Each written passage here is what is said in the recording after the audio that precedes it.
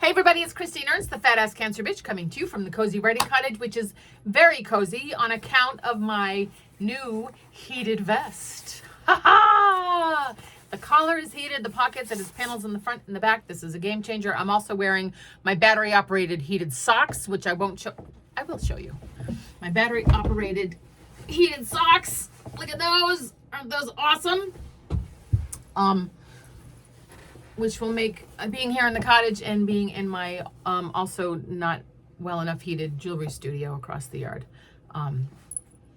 So I'm toasty. It is Saturday, February 7th, which means we have a new calendar girl from our Women's History Calendar 2026. We're saying goodbye to Enriqueta Medellin, and we're saying hello to Frances Ellen Watkins Harper for February, who was an African-American abolitionist, poet, author, and suffragist. She was one of the first African-American women published in the U.S. with her novel Iola Leroy, published in 1892. And it is the 7th birthday of Viola Desmond, first attempt to repeal Section 28 in the UK in 2000. I'll have to look that up. All right, so we got a new fridge yesterday here in my house, which was kind of huge. First, they came in and they measured the old fridge because they were taking that out, and then all the doorways. And they determined that we had to take the front door off its hinges and move a bunch of furniture. They took out the old fridge, which still worked, but was on a downward trajectory. But by the way, they wrenched off the handles, like they just twisted and just ripped them off.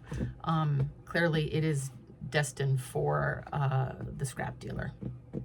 The new fridge was unboxed on the lift gate of the truck in the street, gleaming and fancy, while our old beast dinged and grimy and minus its handles, which was sort of felt, I don't know, humiliating for a fridge, listed a little on the pavement. And then the new fridge was lowered to the street, and here I would like you to imagine the Olympic theme music.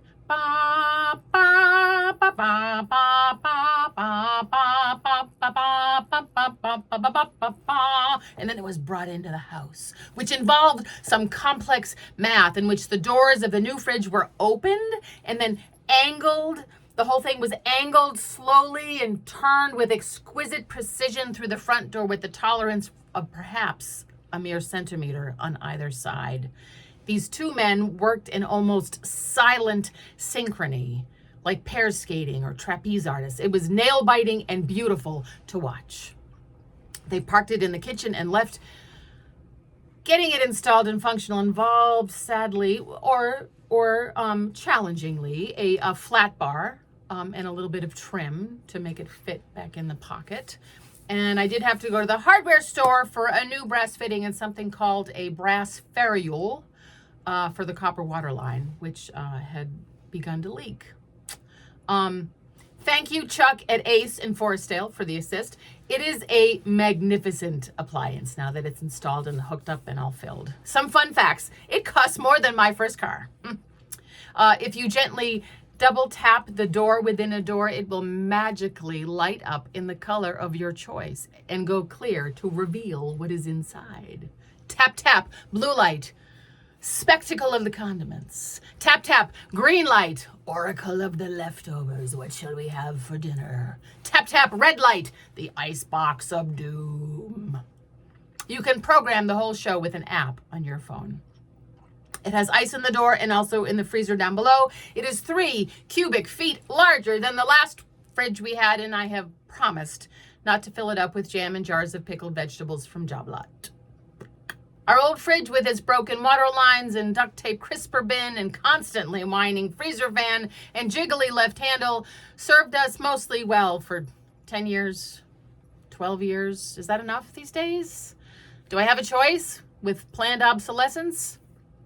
Goodbye, slightly stodgy, good old GE profile side by side. You were too noisy and never really fingerprint resistant. But thanks. And hello, little bit sexy, fancy pants, LG smart French door, my color InstaView. You are very expensive, but I look forward to your bells and whistles. Now, this new fridge installation reminded me of an opposite conversion this past week. I had a lovely lunch with my old friend Melinda, who's not an old person, just an old friend. I've known her for almost 40 years.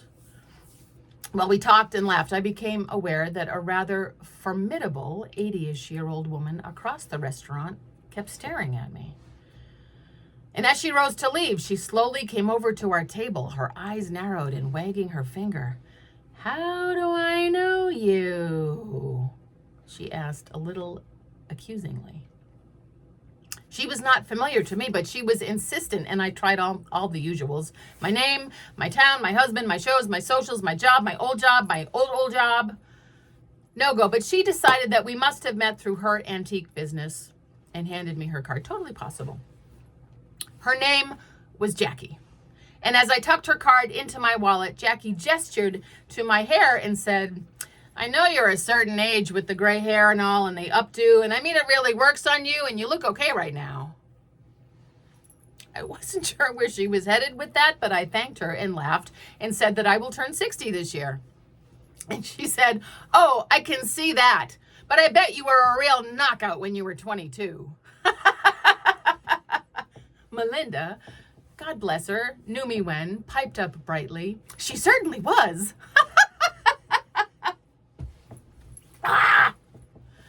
Goodbye, a little bit sexy, fancy pants, Christine. Hello, jiggly, constantly whining, slightly stodgy, Christine. I see you, scrap heap. But I believe I have a few bells and whistles left. And I have a good long warranty as well.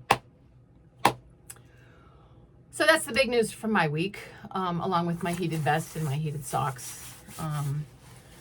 Michael's recuperating well. He's scooting around faster than he was before, and we'll be weight bearing a little bit in a couple of weeks. So there's that. We're getting more snow today. Probably not snow blowable, but I'll be clearing some paths and driveways and cars at some point.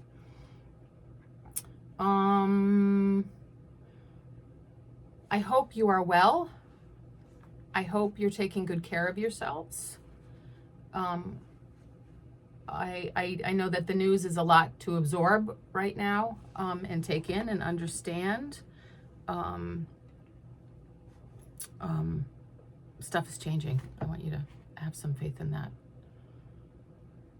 I don't even know what I mean when I say that, but I feel like the center cannot hold, and the wheels are starting to fly off the train, the cart, whatever that idiom is.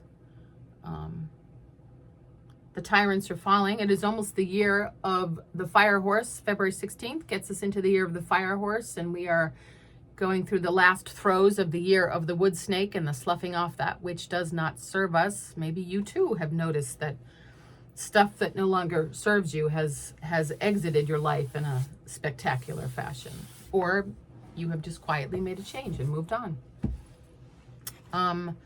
Stuff is shifting.